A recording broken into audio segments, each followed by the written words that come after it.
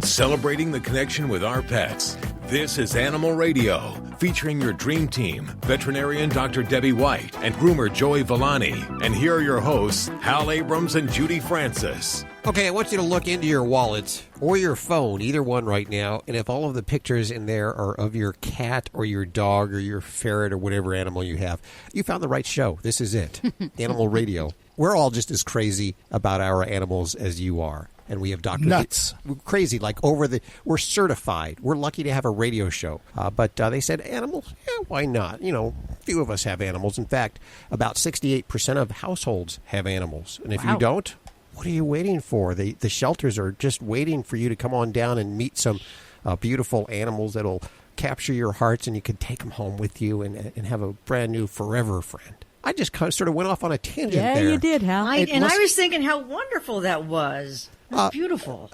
So we're going to go to the phones here. We have Dr. Debbie to answer all those vet medical questions. We have dog father Joey Villani, who's a groomer extraordinaire. You've seen him on Animal Planet's Dogs 101 and Groomer Has It. And he, we thought that you didn't need to groom an animal until he came on board. And we realized what we were really missing out on and how well our animal could look if we gave it a little attention. Regular grooming. So if you want to talk to either one of them, it's free of charge directly from the Animal Radio app for iPhone and Android and BlackBerry. It's a free download thanks to those folks over at Doctors Foster's and Smith. And the great thing about the app is not only can you ask the questions, you can listen to any show you want, Animal Radio show. The Andy Griffith Show is not on there yet. But you could also browse the deep resources. We have lots of resources for you and news that's important for you. So if there's a recall of a certain food and you need to know about it, you'll know about it through the Animal Radio app. So we make fun about it, but it's an important app to have. And as I've said before, it's so important, I've actually downloaded it twice.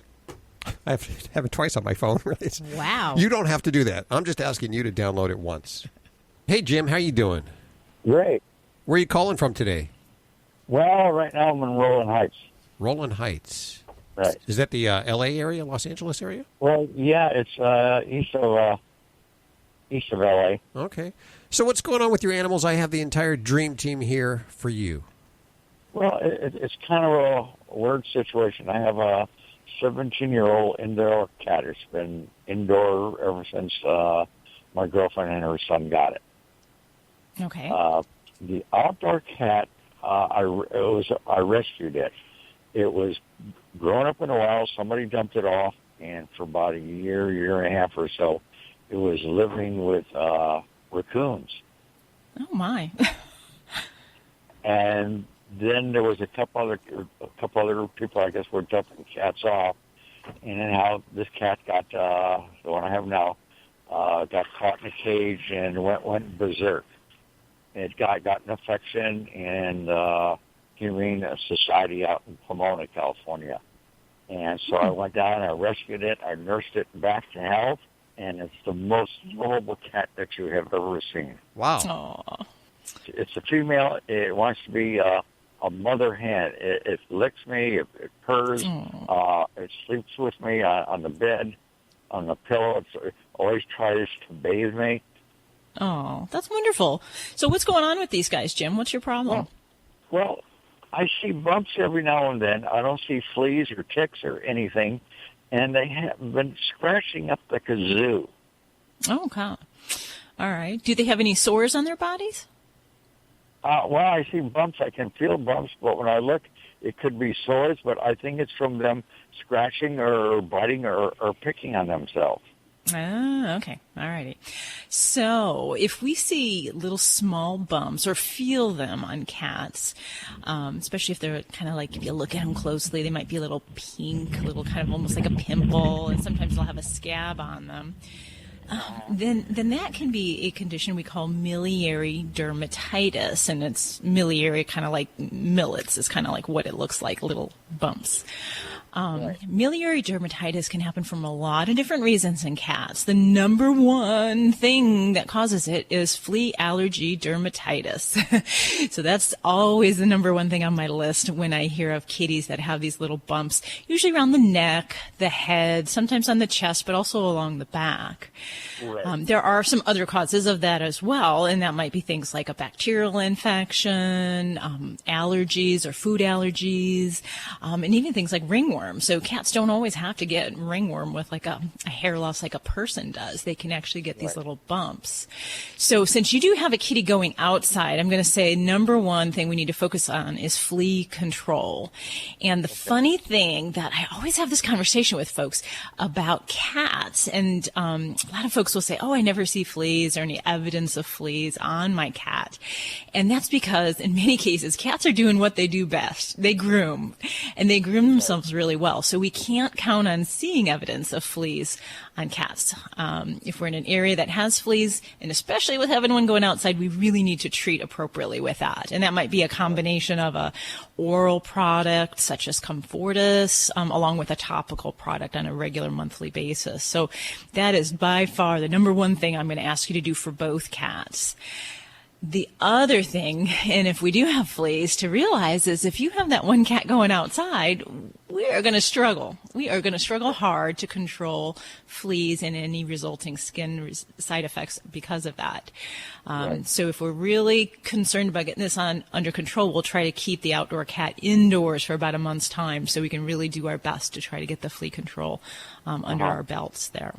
But then, this would be something, if you haven't already taken the babies to the vet, we'd want to do that and just make sure we don't have something like ringworm and check to see if we need to be on an antibiotic, or if they do see fleas, sometimes we'll use a bit of a steroid just to help decrease the itch so we don't have so much self-trauma as a result of the itch, because dogs, cats, they can have flea allergy dermatitis, which means they are unreasonably itchy from the bite of the flea, from the saliva. So it doesn't have to be that we have tons of fleas. It could be one flea. And if you have an allergic pet, they are just going crazy from that itch.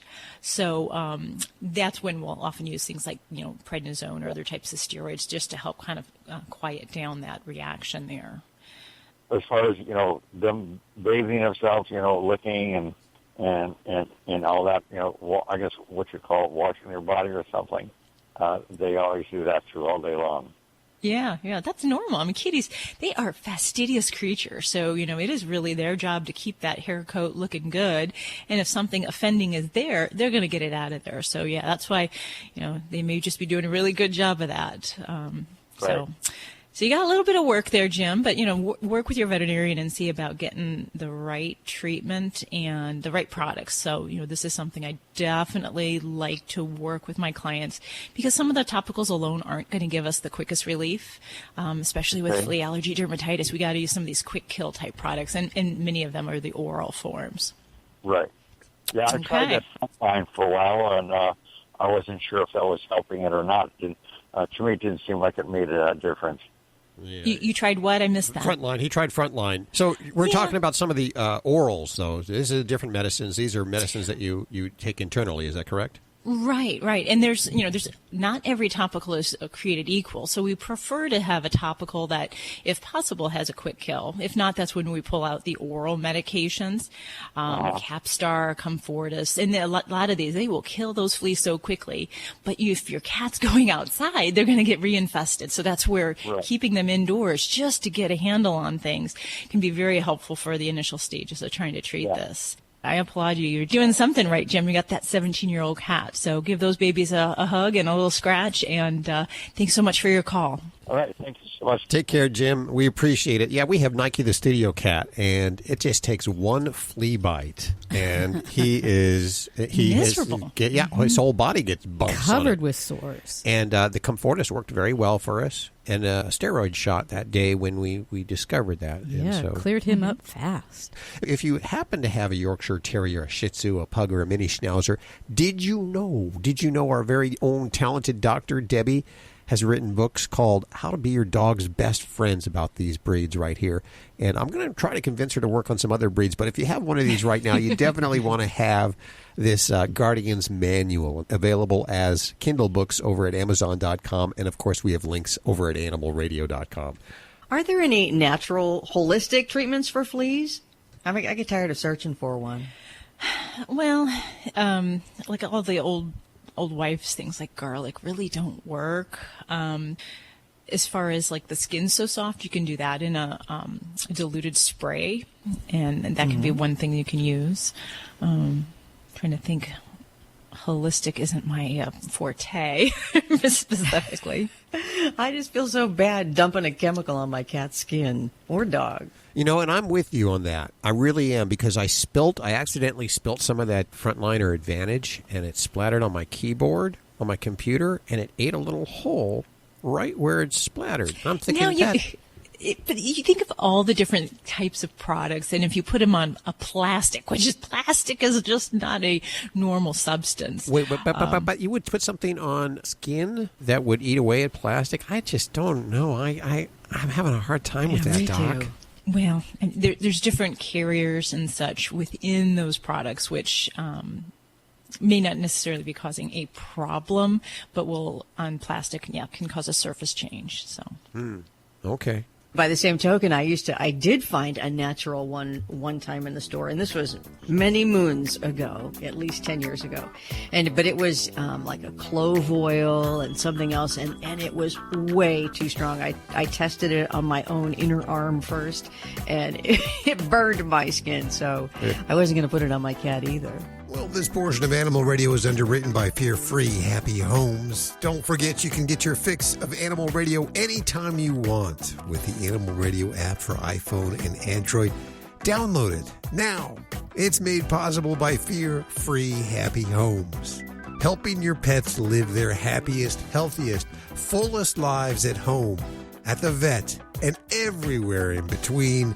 Visit them at fearfreehappyhomes.com. And thanks, Fear Free, for underwriting Animal Radio. You're listening to Animal Radio. Call the Dream Team now with the free Animal Radio app for iPhone and Android.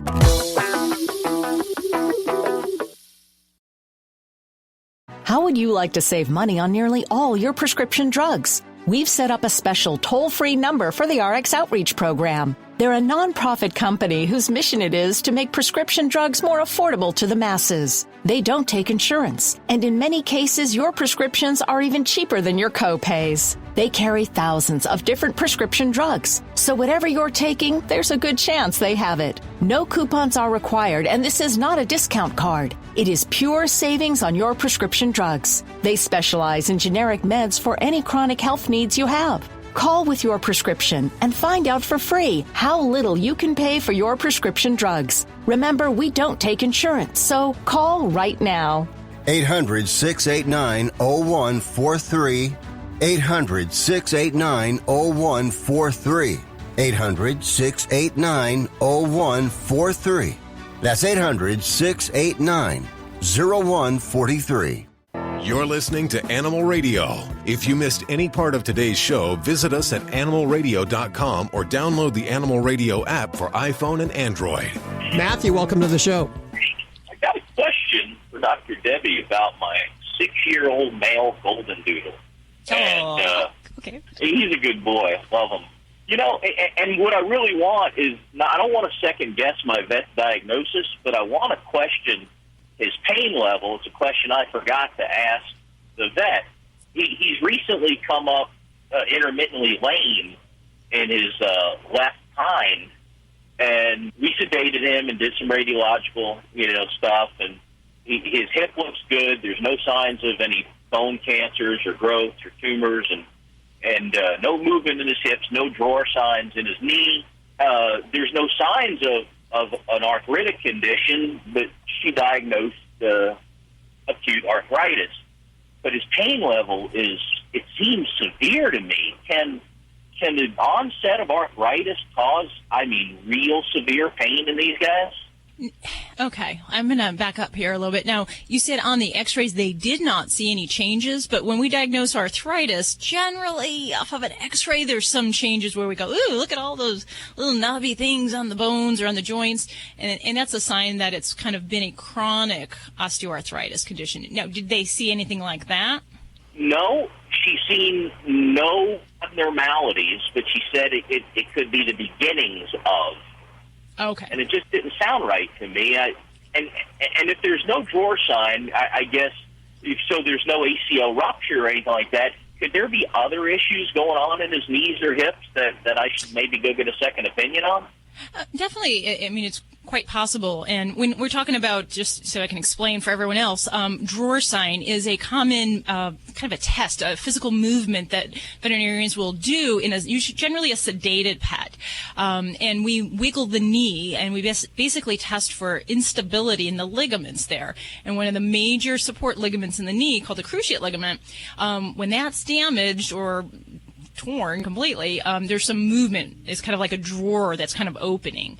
So if they didn't see that, it's possible we could have, some maybe partial cruciate injuries that could cause a lot of knee pain and lameness and not show any kind of signs on x-rays or on that physical exam.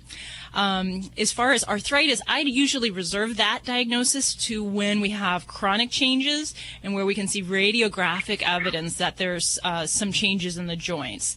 So I might back up and say, we have an acute strain or sprain, or maybe we have something else going on, and that's very possible. As far as the physical exam, I think in this point would probably be the biggest thing that I would fall back on, and where their suspicions might lie, whether that's in the knee, the hip, or what have you. Now, did they put your baby on any medications of any sort? Yeah, some Rimadyl, and she said that she wants to use it when the pain starts to flare up. I've had him on glucosamine chondroitin for about a year, just as a preventative, and it does show up when he does get very active. And sometimes it goes in a day, but it's coming on more often now.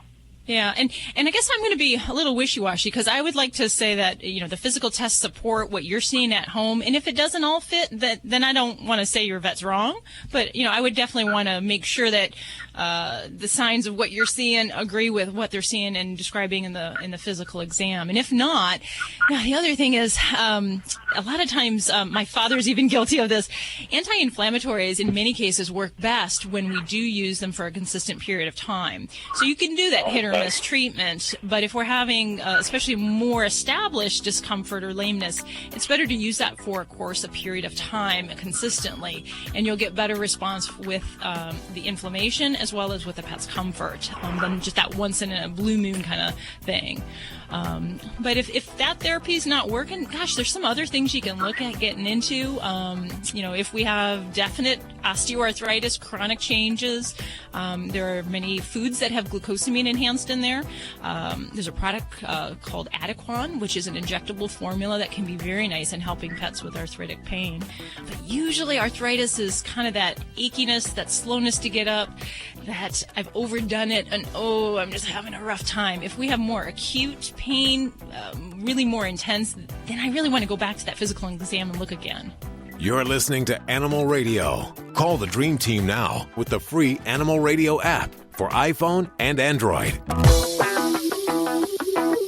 Hi, it's Alan Cable, and we're talking about dogs. I'm going to give you a little project. I want you to watch your dog for a week. His body language, the way he moves, his energy level. Is he calm and happy or wound up and manic? Watch your dog as much as you can for an entire week. Just observe your dog's behavior and then really think before you react. I'll give you an example. I was in the dog park just yesterday. A woman with a smaller dog is walking. Her dog barks at just about every single dog and just lays into this bigger dog. The bigger dog is calm and relaxed and pretty much just wants to say hi, do a little sniffing around. You can observe the different energy. One dog, very nervous, very afraid, manic, anxious, fearful. The other dog, calm, relaxed, la-di-da. What do you think her response was? Well, she immediately snatches the dog up, is holding the dog, going, "Oh, it's okay, it's okay." Now, that would be the perfect thing to do if the dog were human, but it's a dog. So what do you think the dog gets from that? He's acting crazy and gets affection. So that tells him it's a good thing he's acting like that. She's reinforcing it. It also tells the dog, yes, there is something to be afraid of, and you're right to be afraid. The best thing to do since the dog's on a leash is just turn around and walk the other way. And if you can't do that, you get out in front of the dog to show him you're in charge and you're going to protect him. You're the pack leader. This is assuming, of course, the dog that he's afraid of is mellow. You don't want to get in the middle of two insane dogs. Now, you also give your dog a correction to refocus his mind. Little jolt of the leash, little hand signal, and you do it over and over again until the dog starts to understand that that behavior is the wrong behavior. When the dog is mellow, you say, good dog. The more in charge you are, the more calm you are, the more calm your dog's going to be. Dogs are like kids. They need boundaries, and you're the only one who can show them what they are. But you can't do it with words. You've got to do it with body language and corrections and a composed, calm self. And don't forget the praise. So go out there and watch some dogs. Watch yours. See if you can figure out what your dog is saying. And before you act, think about the message it's sending the dog. If you're living with diabetes and using insulin, you know the pain of pricking your fingers over and over again. Ouch! Well, by wearing a small remote device called a continuous glucose monitor, or CGM, you can reduce the pain of pricking your fingers. If you administer insulin 3 or more times per day or use an insulin pump, call now and learn how a CGM can help you. Painless. No more pricking my finger. No finger pricks. Convenience. They delivered it free and they took care of all the paperwork. You can reduce pain right away. Plus, it's accurate, easy to use, and helps you spend more time in range. And if you have insurance, you can get a new CGM at little or no out-of-pocket cost. Call now and get free shipping of your new CGM. Plus, we'll bill your insurance for you. 800-785-1673. 800-785-1673. 800-785-1673. That's 800-785-1673. Hi, this is Jesse Tyler Ferguson from Modern Family. I'm on Animal Radio. Adopt a pet. This is an Animal Radio News Update. I'm Lori Brooks. So who influences you when you get to buy a new car? Well, according to Auto Trader, more than half of America's 54 million dog owners consider buying a vehicle based on its ability to accommodate their dogs. According to Auto Trader, they say the list considers cars with features that pet owners need, you know, like things we like, too, that are really handy when you have a pet, a dog, like those rear seats that fold flat, a rear lift gate, underfloor storage, and even rear climate control. That would be so nice. Well, there are 9 cars on the list, and they include Audi's all-wheel drive wagon, the Ford Edge crossover, the little tiny Honda Fit, the Jeep Renegade, Kia Sedona, Subaru Crosstrek, and the Mercedes GLA class, plus a few others. I'm Lori Brooks. You can get more breaking animal news anytime at animalradio.com.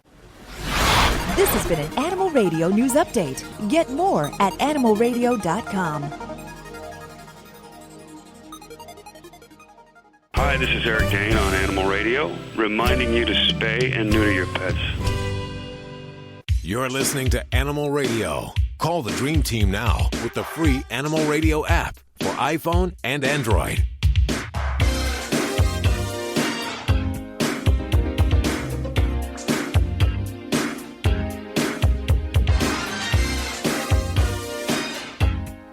It's Animal Radio, celebrating our connection with your pets.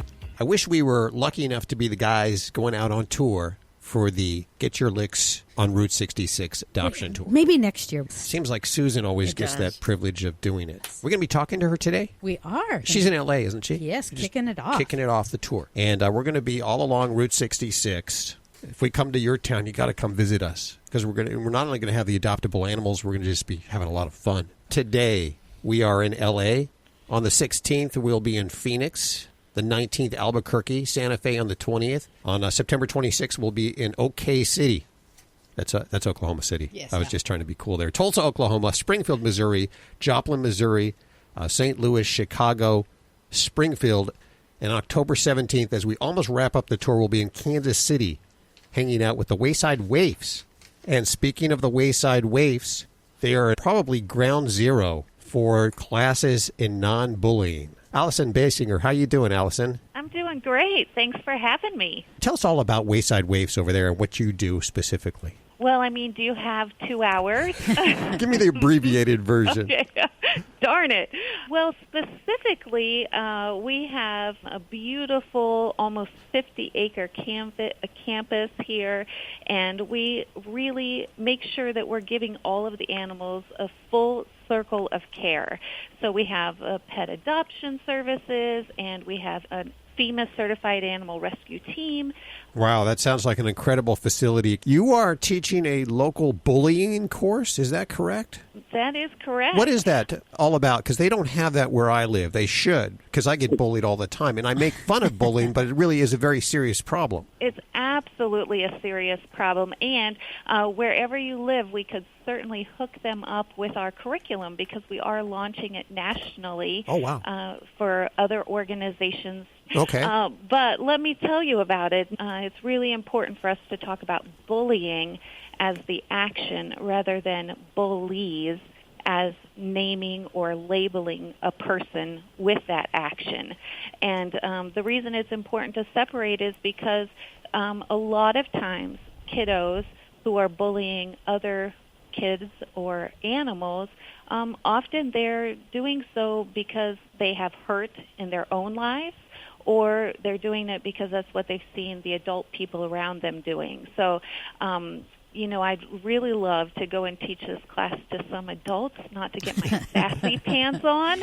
But, a lot of times adult people, we got to remember that we're the examples to the little people. And we got to check ourselves and hold ourselves to high standards.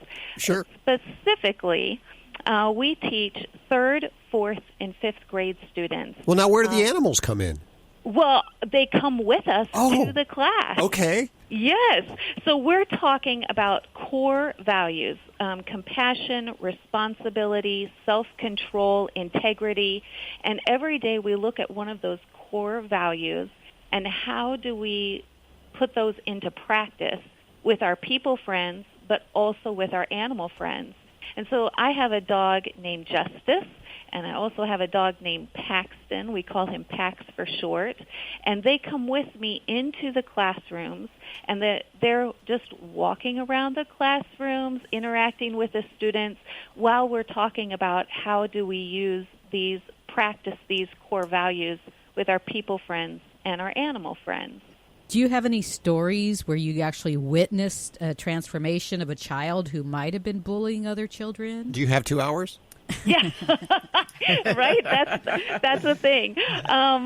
Justice, he's an older guy. He's a Cocker Spaniel. He's about 14 years old, and he has got a lot of prestige about him. So he wears a necktie when we go into the classrooms. And one day we were specifically talking about the core value of compassion.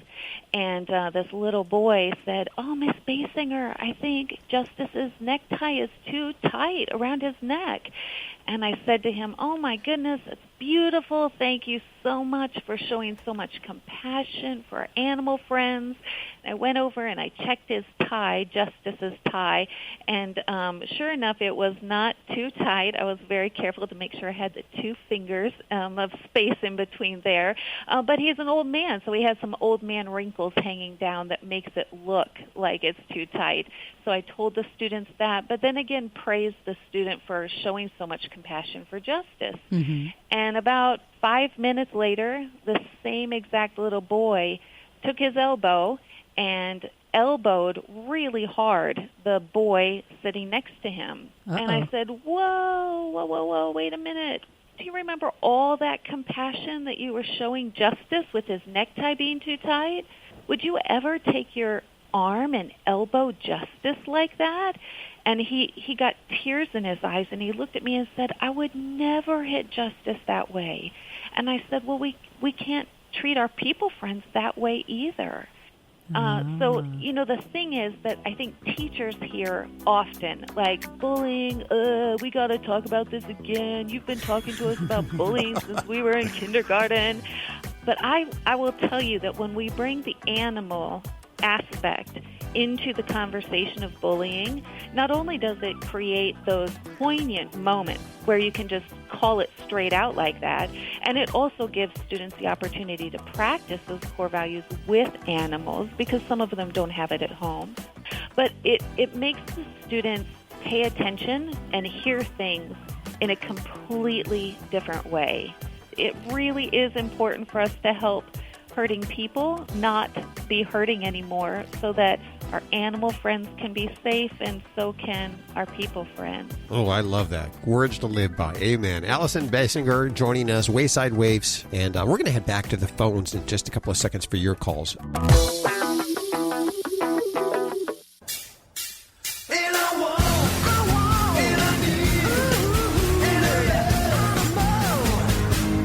Hey, it's Vinny Penn on Animal Radio, coming to you with the Party Animal segment. I know I'm way late in this one, but I still can't get over it.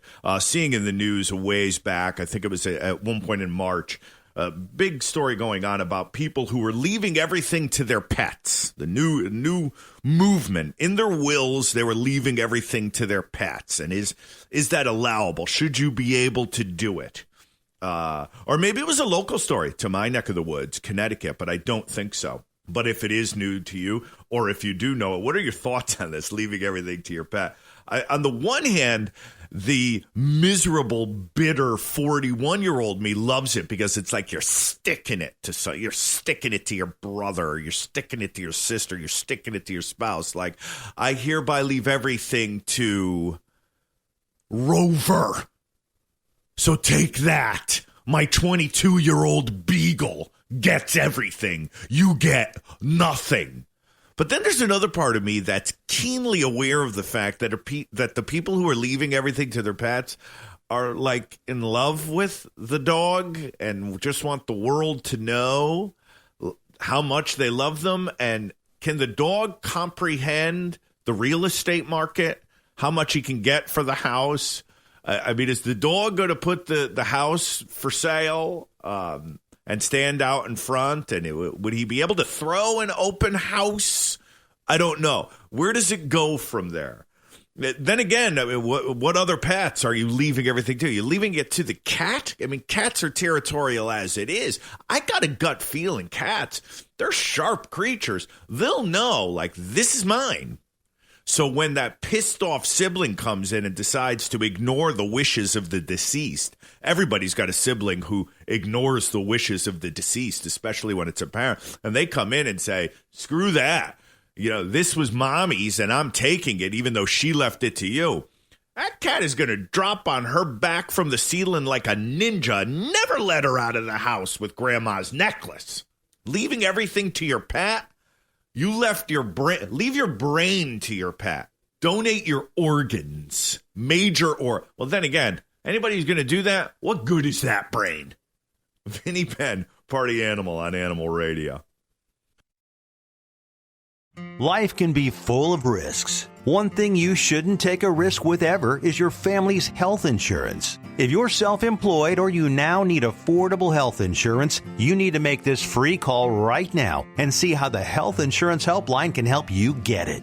800-472-0658. 800-472-0658. 800-472-0658. That's 800-472-0658. Which one are we going to? Let's go to line 4. We have Rick. Hey, Rick. Welcome to the show. Hi, how you doing? Good. I have Dr. Debbie here. Yes, I have a chocolate lab. She's about 6 years old, and she's got some real flaky skin. We've taken her to the vet a couple times, and they've put her on prednisone, and my wife's got some hot spot spray that she's been spraying on her. It's got tea tree oil and aloe vera in it. It's all natural and stuff. And we've switched her dog food, but she still gets these bumps, and she's losing some of her hair, and her skin is real flaky. Okay. And we don't know what else to do with her. We've been giving her oatmeal baths, leaving the oatmeal shampoo on her for quite a while. But and with her being flaky, is she flaky all over, or is the flake kind of more like stuck to her skin and coming off in like patches? Yeah, it's coming off into patches. Okay. All right.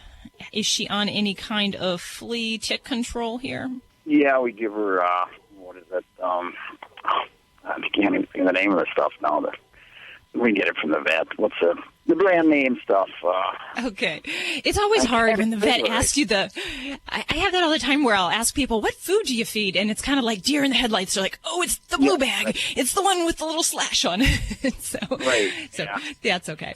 All right. Well, with a Labrador, definitely we have a lot of different potential causes when we're talking about skin problems. So the good old seasonal allergies combined with food allergies tend to be a really big pot of potential causes for that type of problem. So, some of the things you're doing aren't bad. And if we're not making headway, then I'd certainly want to try looking at doing a couple other things there. For any dog with itchiness, hair loss, dry skin, one of the really natural things that I'm a fan of doing is supplementing omega fatty acids. So typically these tend to be the fish oils. So we're not talking about just taking Crisco or pouring vegetable oil on the food. Those tend to be higher in omega-6 fatty acids. And we really need to supplement in dogs' diet the omega-3s, which are naturally poor in dog foods. Right. It's just something we have to add in. So fish oils would be a great place to start to add that in to as an oral supplement. We've been giving her a couple capsules of fish oil every day for the past month and a half, and things just haven't changed there either. So. Okay. All right. And being a Labrador, some of the other common problems that can be linked with skin disease can be thyroid disorders. So if you haven't already had this baby's thyroid level checked, that would be something that I would definitely recommend. Hypothyroidism or an underactive thyroid can definitely cause problems with hair loss. It can cause problems with dry skin, even things like weight gain. And gosh, most Labradors love those calories, so they grab onto those calories really well. So that might be something worthwhile looking into. And in many cases, even if I don't see them, I'll either do a test for skin mites or I'll just go ahead and start treating for mites, especially when we have some chronic problems. There are some various types of mites that can be present, and they're not visible by the naked eye, that can complicate some of these skin therapies when we're doing this. So that would be one other thing to consider trying. And then a diet management, for me, if we can play hardcore tough love mom and dad, then that is a great strategy when we have a dog that we're worried about the skin and maybe they have some food allergy. And that basically is not just simply changing brands of food, but really working with your veterinarian to find a hypoallergenic diet. And that means we have to be very super strict in the household. No treats, no rawhides, no goodies off of mom and dad's plate, no even edible supplements, things like heartworm preventatives. We have to switch to the kind that don't have flavorings in them. Those type of things we have to really limit if we're doing a very serious food trial.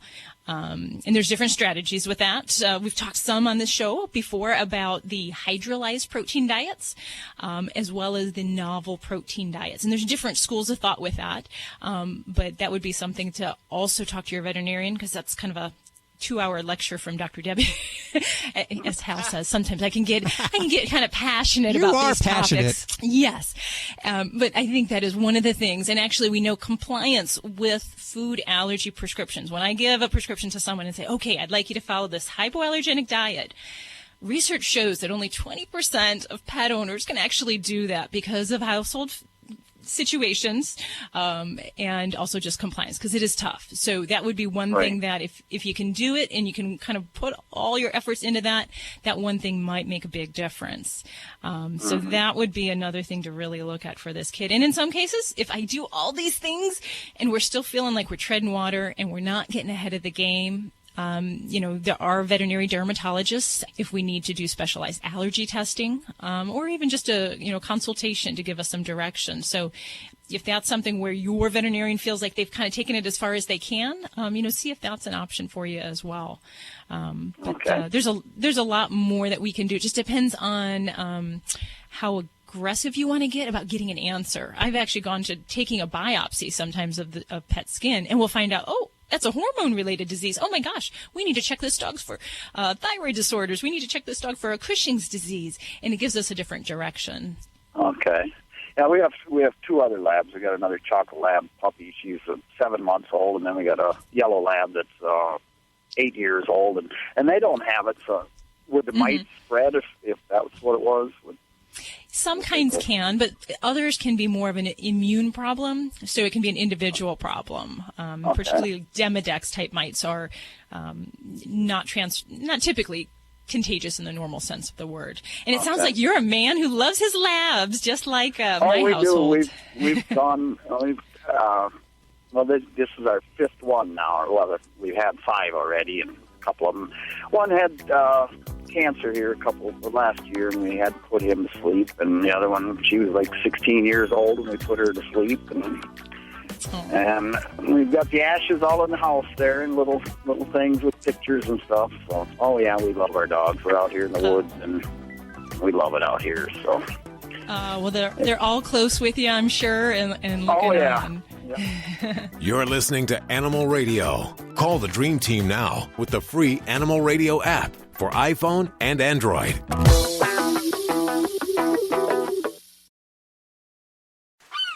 I am the family dog, and it's that time of year again. The one where pet parents start looking for Fido-friendly hotels and destinations where Fido is welcome. Make no bones about it. Pets are part of the family, and we like to sniff out new places too, and we hate to be turned away, especially when we're on our best behavior. So we won't be left out in the cold. Be sure to pick up a copy of Fido-friendly magazine to find the best hotels and destinations where Fido is always welcome. Go online to FidoFriendly.com and subscribe today.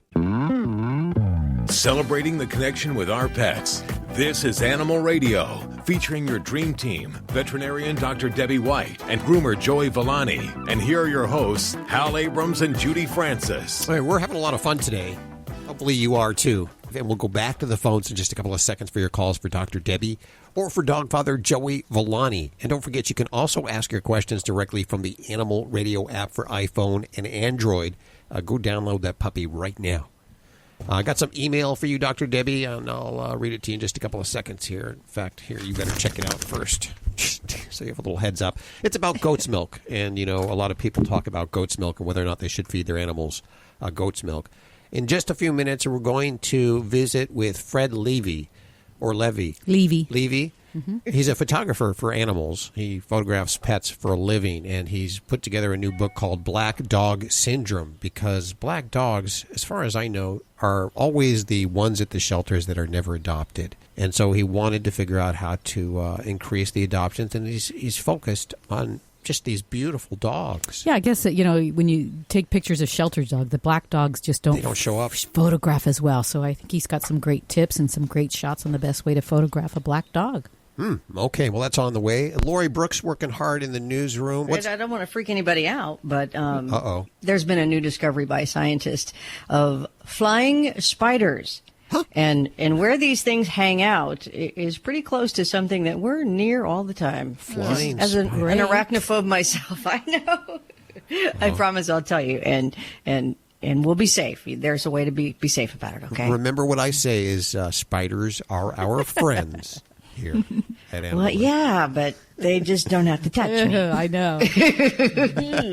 So this email for Dr. Debbie, it comes in from Steve. Steve writes, "Hey, Doc Debbie, love the show. I have a 2-year-old Maltipoo that's very hefty, big in size. And I saw goat's milk at the pet store, and I read up on it, and I saw it has some good benefits. How do you feel about goat's milk? What do you think?" Well, goat's milk is a great nutritional product, but in a pet that is overweight, we really don't need to be adding an extra form of liquid calories here. And I would say, Steve, you're probably better off to work on weight loss and deal with keeping your pet satisfied. Because if we're adding liquid calories, you're going to have to cut back other calories. And when you do that, you're going to have an unsatisfied, hungry pet. But, I think some of this kind of comes from, there's actually kind of a movement where a lot of people drink raw goat's milk for health benefits. Mm-hmm. It has a lot of antioxidants and, there's all of these purported benefits. That's for raw goat's milk. And raw goat's milk means it's unpasteurized. So I am never a fan of unpasteurization in our pets, because that basically means that the risk of foodborne illness like E. coli and salmonella is heightened.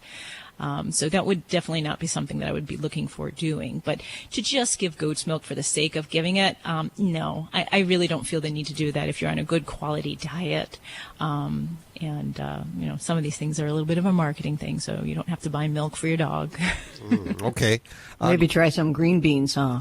Green beans. We do that all the time. We call it the green bean diet. Those are fun. There's a nice crunch. Dogs get a little bit of satisfaction. But yeah, the liquid supplements are going to be just that, calorie supplements. Our cats love green beans. Yeah, and I pet sit these dogs that's part of their daily diet. Green they beans? get green Daily beans green mixed beans? in with their kibble. Oh, spoiled little dogs. Okay, so thanks, Steve, for your question. Great question. And Steve wrote in his question from the Animal Radio app for iPhone and Android and BlackBerry. So download it now. So you have a question. He asked his question, it looks like, at 4:13 a.m. So we're not going to answer it that time. Not going to answer it right away, No. but we'll take your questions as soon as we get them and answer them for you. And we go to Moika. Is it Moika? Am I pronouncing your name right? You're pronouncing it correctly. How are you doing today? Oh, well, been better. You've been better. I'm sorry to hear that. Oh, no, it's just the bad one, that's what I call her, has gotten worse again. Oh, no. I don't know what I did. Oh, well, tell us the story. What's going on? I was a failed foster, and I knew when I got her that she was a little snappy and nervous, but she was okay as a foster. Of course, they were separate from my other dog, who was 7 years older and blind, and at the time, that's the only problem she had. So, failed foster, I decided to keep her, and she started growling when she was on the couch with me, when she was on the bed with me, and then I heard, oh, nope, put her down, don't let her up there without your permission. So I did that, and they were okay for, I'd say, a good year or two. Okay. Recently, I'm working longer. My son, who used to take them out during the day, he's working, so he's not able to do it. The blind dog has now got tons of other problems, so in the morning, I'm waking up, I'm giving her 3 medications, orally, 3 medications, in her eye, and then the same thing at night, too. So I guess she's getting more attention or something. I don't know. But Okay. now the failed foster is just, she's growling, she's lunging every time she walks near her. So if the older dog walks near the foster dog, that's when she is attacking, or vice versa? Yeah. And is she attacking her when you're applying the medications at that time? No, she's it's just when she's walking by us. If she's laying on the pad on her bed and she's walking around, she's now in the habit of just circling, and it's really kind of distressing to see her just walk and not lay down for a few minutes. But if Your she gets older close dog to is. her, So she'll growl. Oh my gosh. Okay. Well, I mean, it sounds like this has been a complicated situation for a while.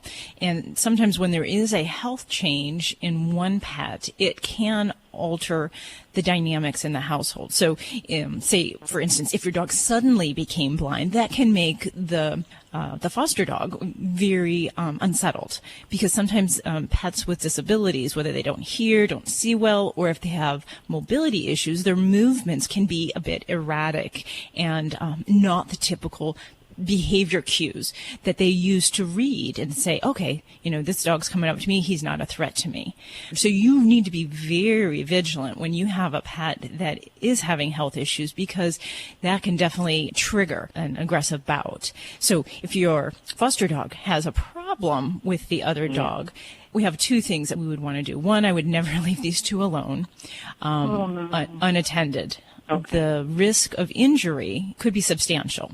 Now, there are some dogs that the aggressive bouts may be more when the human is around. And in those cases, then we want to really work very hard at reaffirming those good behaviors, those deferential behaviors. So we used to say that, we always reward the dominant dog. And that's not the case. We don't reward dominance in the sense of anxiety or aggression. What we do want to reward is we want to reward calm behaviors, and kind of use that as a marker that you're going to get affection or you're going to get treats if you're behaving in a calm way. So if we start to see any visual cues that either dog is becoming aggressive, we've got very stiff body posture, ears are back, the tail is held high up.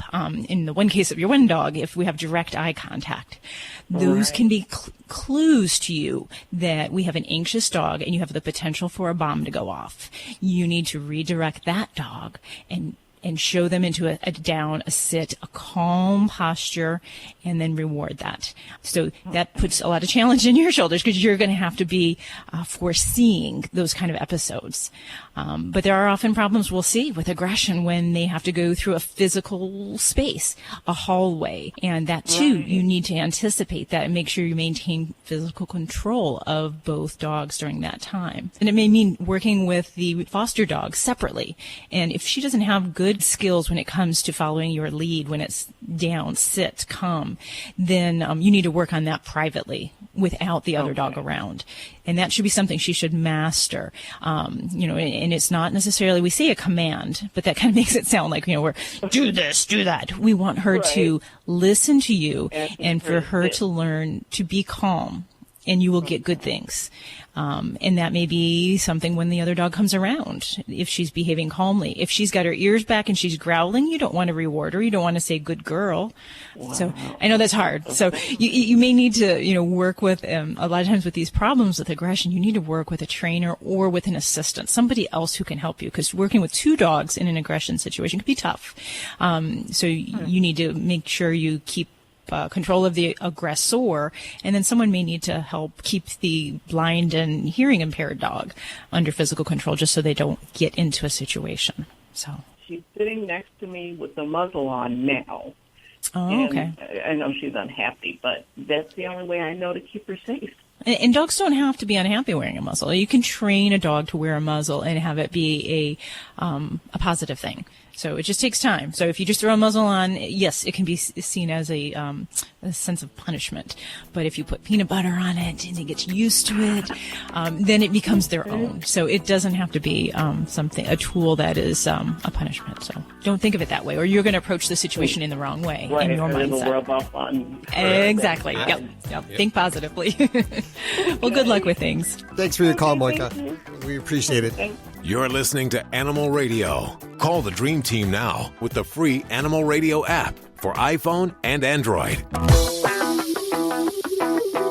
Dogs or cats, horse or emu, animals are people too. A newly adopted dog named Toby may have saved the lives of his New Jersey owners.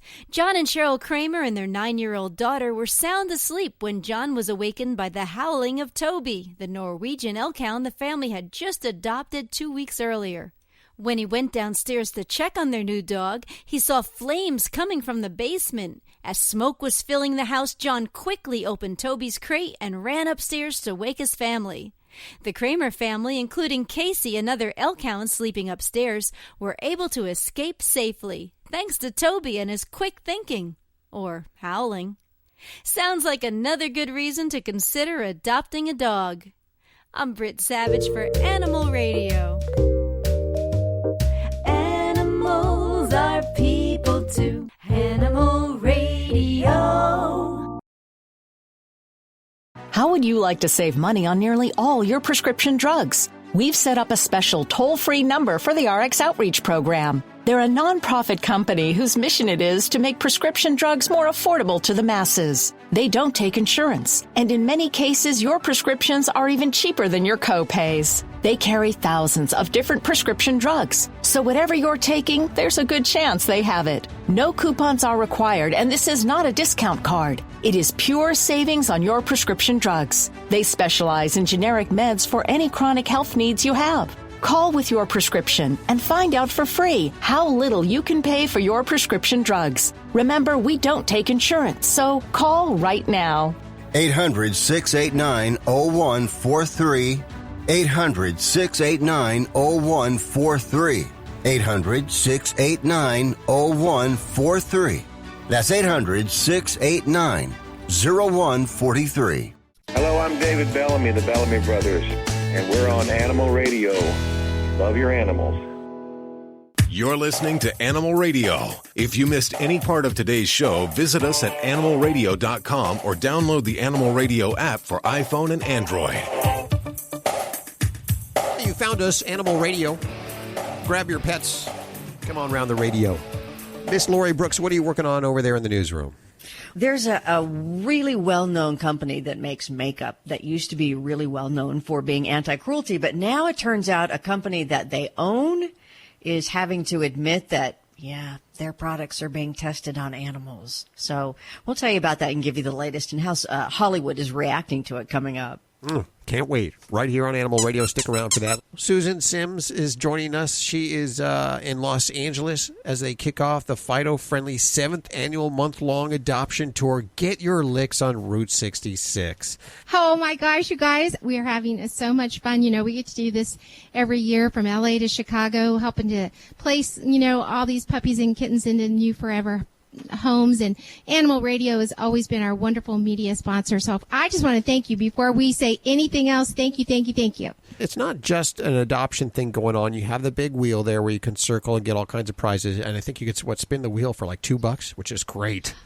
Yes. And of course, that money goes to the shelters there. But you also have this year, and this is really, really cool. If you donate to the tour, $10. You get a subscription of Fido Friendly Magazine, the digital subscription, 1-year subscription for $10, a $10 donation, which is really, really awesome. And then if you want to up the ante, $30, you'll get one of the T-shirts. And these are great T-shirts. Every year I take mine and I collect it. And I have one that I won't wear that I just keep in my collection. The Get Your Licks on Route 66 T-shirt. So $30 helps the animals. You get the T-shirt. A lot of great things going on. Today you're hanging out with Brandon McMillan, till 1 p.m.? This guy's great. If anyone's ever seen Lucky Dog on CBS, Brandon McMillan is all about training rescue dogs and for families, and so he is going to be with us until 1 o'clock. And the cast of The Young and the Restless, they're always doing something for the animals, and they're hanging out with you today too, so you want to check that out. And that's happening over at the Van Nuys LA Animal Shelter. That's at 14409 Van Owen Street in Van Nuys. And we'll put links in all of the dates of the Fido-friendly Get Your Licks on Route 66 adoption tour over at animalradio.com. Next week, we're going to be in Phoenix, Albuquerque, Santa Fe, Amarillo, Oklahoma City, Tulsa, Springfield, Joplin, St. Louis, Chicago, Springfield, Kansas City, and Merriam, Kansas. Wow. All on the docket. So now's the time to come on out, visit us, play with us, have fun with us, and maybe go home with a forever friend. What do you think about that? Everybody, please come out. We would love to see you. Beautiful. Susan Sims, the luckiest gal on earth because she gets to do this tour every year. Just got to end. We got to do it next year. I'm sorry. Got it. We're going to head back to the phones for your calls. Hi, Henry. Hi. I have a kind of a geriatric old black cat. He's my favorite cat. He's getting kind of old there. And I noticed that he has a patch on his rear side that doesn't seem to ever heal. And it gets bigger, and he bites at it all the time. I noticed, though, that it kind of recovers, never fully, when I give him his flea drops for the month. Okay, so it gets better when he is treated for his flea treatment. Yeah, the family actually thinks that it might be dust mites, but, you know, I wanted to get the official doctor. Well, definitely, you know, fleas actually are the number one allergenic material for cats. So when they have skin disease and they're chewing and scratching, approximately 80% of the time it's flea allergy disease. So that's the number one thing. So if the flea treatment seems to be helping, yeah, that could be part of the thing. Now, whether or not it's mites or something microscopic, you know, possibly. Is this an indoor kitty or an outdoor kitty? Well, it's an indoor and outdoor kitty. You know, we're trying to get him to. We have a big house. You know what I mean? We can't. He likes to run. You know what I mean? He's supposed to be inside, but you know he gets in and out. You know. Okay. Just because, you know, for an older cat that's indoors, mites aren't terribly common unless there's something else going on. So when they're immunosuppressed or some other disease process is going on, and then maybe we can have a mite problem. But, you know, actually, skin disease in older cats can even occur with health problems like diabetes and thyroid problems. So if this is a geriatric kitty, it might be well worth a trip to the vet to make sure we don't have something like that going on. And then really focus on some of the skin treatments that we might try beyond the flea treatment. And those might include certainly types of hypoallergenic diets that we can try using.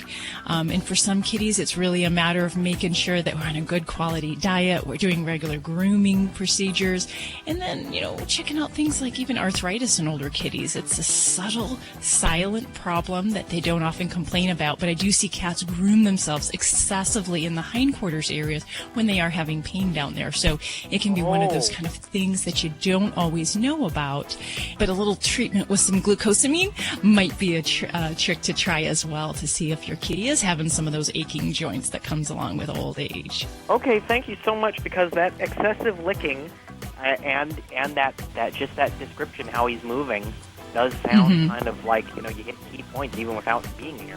Oh, well, good. Hey, reaching across those radio waves to help our listeners. Alan Cable with today's Goose Story. Lucy, you got some explaining to do.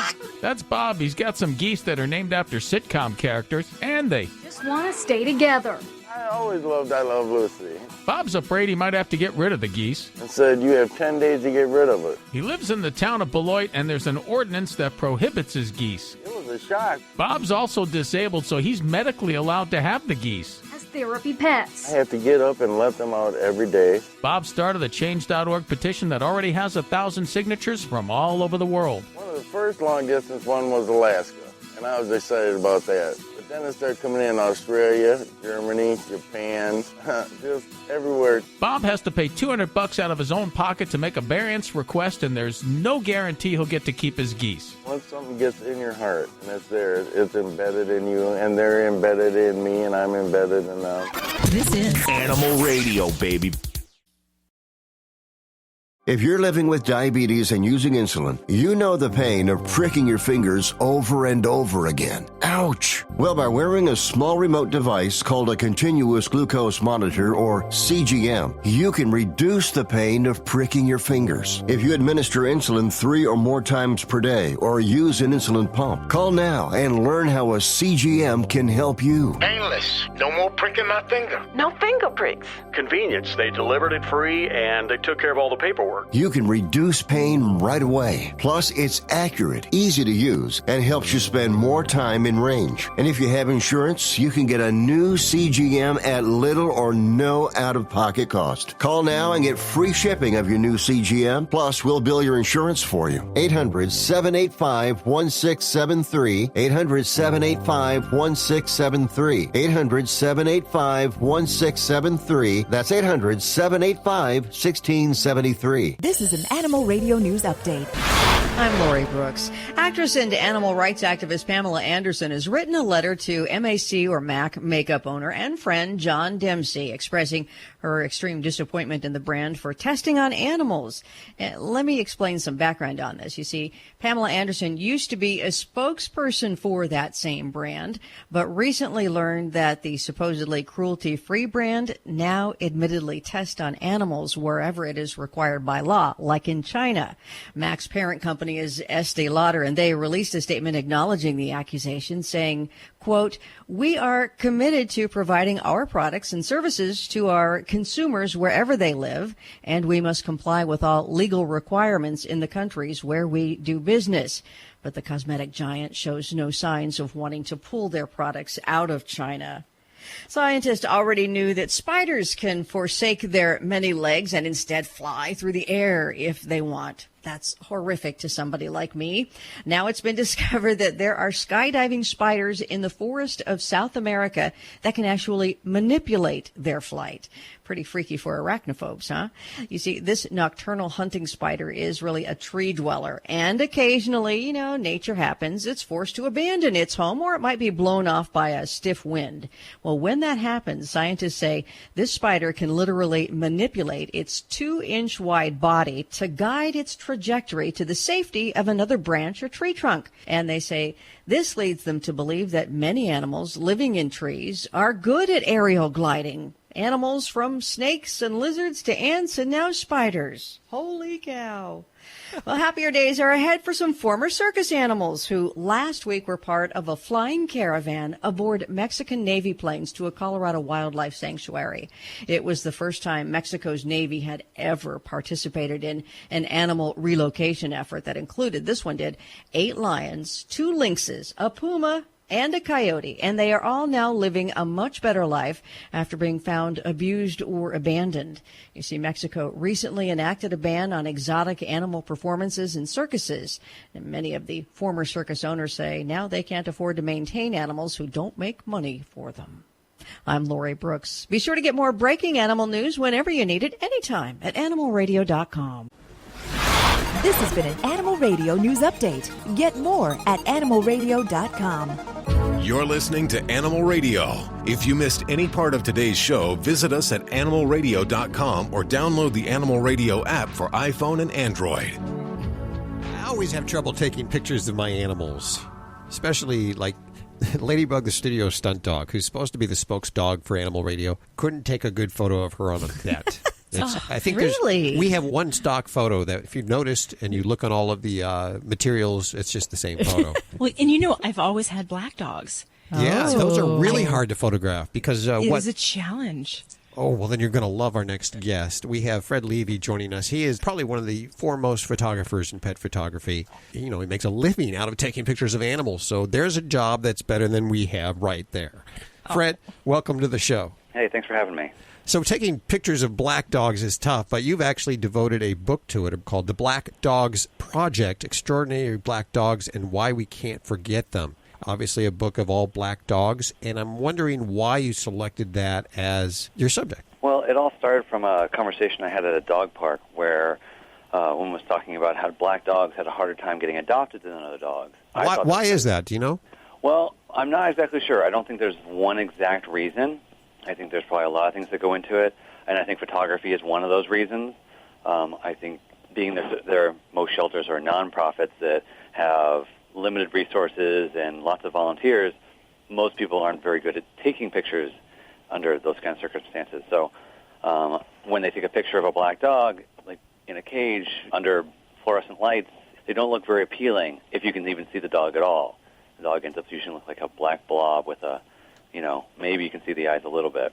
I think that's part of the reason that it's happening, because first thing people are going to do nowadays is they're going to go online and search for a dog, and if they see a bad photo, something that might look like a dog, then they'll probably just pass it by. Well, you've made an art out of taking photos of black dogs. How do you do it? Well, I do all the shooting for this book I've been doing in my studio. I have a small studio in my house. Okay. And so I set up a bunch of lights. I've set up the backdrop. And fortunately, it's a small space, so the animals can't really run around too much. And we just try to, take the photos that we need to take. And do you use any kind of special lighting or backdrops? It's a really basic black backdrop. And I use, there's actually as many as 4 different lights that are being used at once for taking the shot. There's one. It's in a black backdrop, huh? Yeah, that's weird. How do you make that work? Well, you focus the light where you want it to be, and not where you don't want it. So I want the backdrop to kind of fall away for the most part. So I focus all the light in a very small area where the dog is going to be sitting, which is in front of that backdrop. The backdrop is what's called a seamless backdrop, where it's just basically a piece of fabric that kind of comes down and then comes to the floor. So you don't actually see the crease of an edge of a floor of a room. But if you're working with a shelter and you're trying to get good pictures, you need to really think about where the light is and how the light is hitting the dog first, and then figure out how do I get a good backdrop that doesn't conflict with the dog, or I'm not shooting through a fence or a cage or something like that. Those are the things that I try to tell people. I'm actually giving a workshop to a local shelter that's inviting a bunch of other shelters to come by and learn how to get good pictures. That's great. Oh, that's so important. Should, put up on a website or something so other shelters that can't be in attendance can look and get some tips. Yeah, I want to try to videotape it so that I can let people see it. Well, I encourage listeners to check out your website, Fred Levy Art, and that's spelled Levy, And we'll put a link over at animalradio.com. And in fact, we're going to give away 5 copies of this awesome book, which I don't have in hand, but I've seen a copy online, and it looks like the ultimate coffee table book. Well, tell us about the dogs that are in the book. There's 50-something dogs that are in the book. I photographed about 75 total. One that always pops into mind is Denver. He's a black lab, which obviously is a pretty common breed.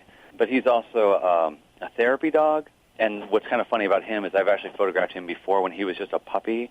I did an Easter shoot where it was pictures with your dog with the Easter bunny at a pet store. But that was the first time I actually photographed Denver. But then after I started this project, she came by again and brought Denver. And he's just such a good dog to kind of be around. He is, as a therapy dog, he actually goes into elementary schools and hangs out with the kids, especially ones that are feeling like stressed out or worried about something. He'll spend time with those specific kids and just make them feel better. That's awesome. Yeah. Whenever I advocate for a dog, I always try to pick a black dog, knowing that, they're not going to have as many people rooting for them or looking at them. But I actually looked up one time and the black dog syndrome, and I believe it was the ASPCA that said that they did research and can't find that there is such a thing. No, I heard that. I disagree, but that's what they say. Well, that's true. There are people who are looking at the numbers on sort of a national scale and saying that, this isn't really a thing. But part of that that might not be being taken into account is that there are such a large number of black dogs, so there's probably more black dogs just in general than there are of any other dogs that are in these shelters. Even if this isn't an actual statistical thing that they can prove, there's enough people who believe it and have seen it from their personal experiences, whether they have that kind of knowledge or not, that it's worth at least considering. Sure. Well, interesting concept, great book. I encourage listeners to check it out. Once again, the website, fredlevyart.com, and we'll put links to everything you've heard on today's show over at animalradio.com. Fred, thanks so much for hanging with us and the wonderful work you're doing. Hey, thanks for having me. Hi, it's Alan Cable. Meredith Vieira's got a dog. His name's Jasper. She loves her dog, but her husband, Richard, not so much. When I hear the word Jasper, every muscle in my body tightens. I expect a hideous shriek, but I rest my case. So why does Meredith Vieira's dog, Jasper, shriek? I think he's doing it from a good place, and also maybe there's a little jealousy. I'm not jealous of the dog. Jasper is very possessive and really thinks he owns Meredith. Richard's pretty much right. I don't think that the dog thinks in those terms. I think the dog sees me as his best friend. Meredith couldn't be more wrong. They're both actually having a good time with this. Richard wrote a book about Jasper. I can't get into my own bed because the dog won't let me do it. Perfect animal. Jasper! Richard's book is called I Want to Kill the Dog. Now, it's just a joke. He doesn't really mean it. It's all tongue-in-cheek. I would never hurt an animal, but if a meteor landed on his head. So they're clowning around, but Meredith does know that her dog has a problem. The dog has a barking problem, but I have long felt that it's not the dog that has the problem. It's we as trainers and we didn't do a good enough job training the dog. She's right. Too much affection and at the wrong times. This dog obviously thinks he's in charge. Remember what Richard said about not being able to get in his own bed? The dog thinks he's the pack leader. He's taken Richard's spot. He's taken the whole house. So the humans in this house have become the underlings and the dog is ruling the roost. Now you might think, who cares? They're all happy. Dogs are not happy being in charge. It stresses them out. This is why there's only one leader in each pack. Only certain dogs are meant to be leaders. Dogs like to follow. And when a dog that's meant to follow is forced to be in charge because the humans don't take that position, it causes stress and anxiety. Dogs need structure. They need rules. To be happy, they need limitations and boundaries. They need you to be a strong, confident, trustworthy, fair leader. That's how you get a calm, happy dog. Good boy. Life can be full of risks. One thing you shouldn't take a risk with ever is your family's health insurance. If you're self-employed or you now need affordable health insurance, you need to make this free call right now and see how the Health Insurance Helpline can help you get it. 800-472-0658. 800-472-0658. 800-472-0658. That's 800-472-0658. Hi, this is Ed Begley Jr. on Animal Radio. Live simply so that others may simply live. You're listening to Animal Radio. Call the Dream Team now with the free Animal Radio app for iPhone and Android. Hey, Cindy. Hello. Welcome to Animal Radio. I've got the good doctor, Dr. Debbie, right here. What's up? Hi. Well, hello, Dr. Debbie. We listen to you every Saturday morning when we're traveling, so we appreciate the good advice. Oh, well, thank you for tuning in. I have a 3-year-old golden doodle. She has been being cared for when we're traveling, when hotels won't take her, in a kennel. It is a veterinary kennel. We did a Bordetella shot booster. We do them every 6 months. And they said there was a new strain of Bordetella running around. So because veterinary clinics or the CDC cannot keep up with it, they thought an additional booster would help her. So we did a booster about 3.5 weeks after she had the first one. And we brought her home, and now she's trying to clear her nose, constantly sneezing, and it feels like she's trying to blow her nose. And Okay. she's lethargic. Okay. And this is, I'm sorry, how long after that vaccination was given? It was about 3.5, 4 weeks. Okay. All right. And, I guess the bottom line with Bordetella is that there's different types of vaccination. So there's an intranasal form that's kind of like the flu mist vaccination. So like little kids get that nasally sprayed. And there's an injection form. And I'd have to say we do see some potential clinical signs after an intranasal Bordetella. Usually it's pretty mild and self-limiting, a little sneezing, coughing, reverse sneezing, that horrible like kind of sound. Right. So usually it's pretty short in its duration. Kind of depends. If I have a pet who's really sick, then I will definitely do some lab work on them, and we can do specific testing for different agents, and whether or not it, we can say it's from the vaccination or not.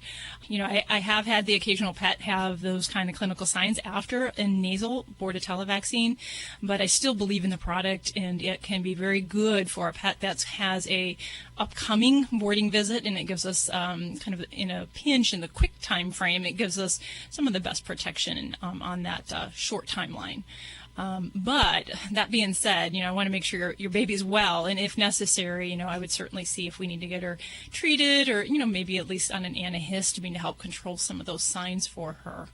Antihistamine such as Benadryl? Mm-hmm. Yeah, often Benadryl. There's some other ones that we'll prescribe as well, just to kind of help, minimize those clinical signs of the sneezing, coughing, that type of thing. Okay. And, if a dog does show a sensitivity with these kind of signs after a nasal Bordetella vaccination, then, we might really look at giving the injectable form in the future, just to kind of avoid that potential. And it sounds like you're a good parent and you're up to date on shots, so that might just be a good strategy for her in the future there. So the injectables are a 6-month inoculation, or are they a year?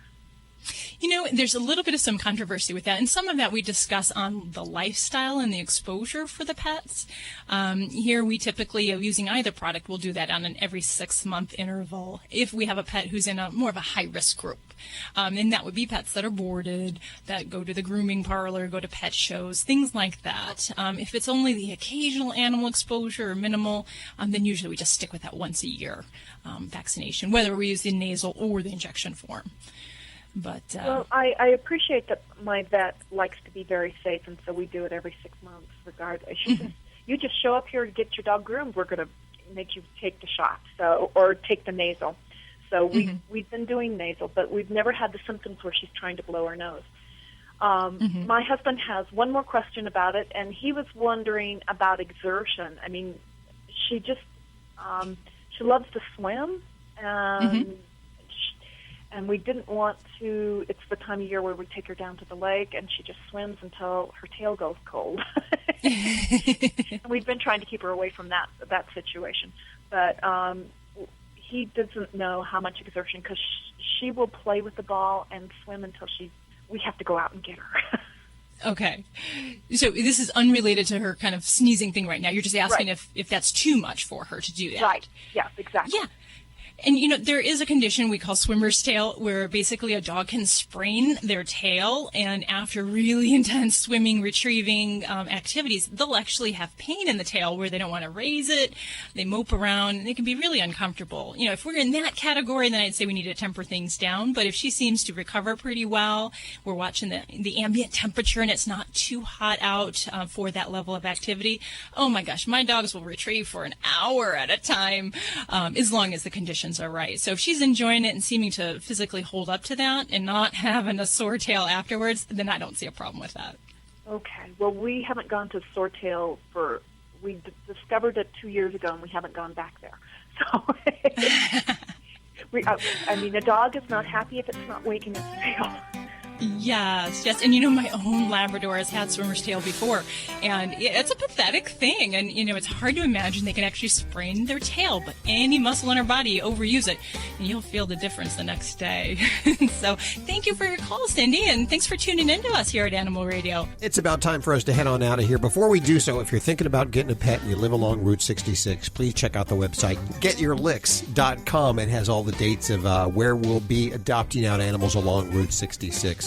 And don't forget to download the Animal Radio app. We have that same information over there at the app, as well as a lot of other news that you may need, recalls, whatever it might be. If it's news that affects your pets, we have it on the Animal Radio app for iPhone and Android. We encourage you to download that puppy now. I want to thank so much Fred Levy for joining us, as well as Allison Basinger, and you, of course. And we'll catch you next week for more Animal Radio right here. Bye-bye. Bye. Have a great day. Bye.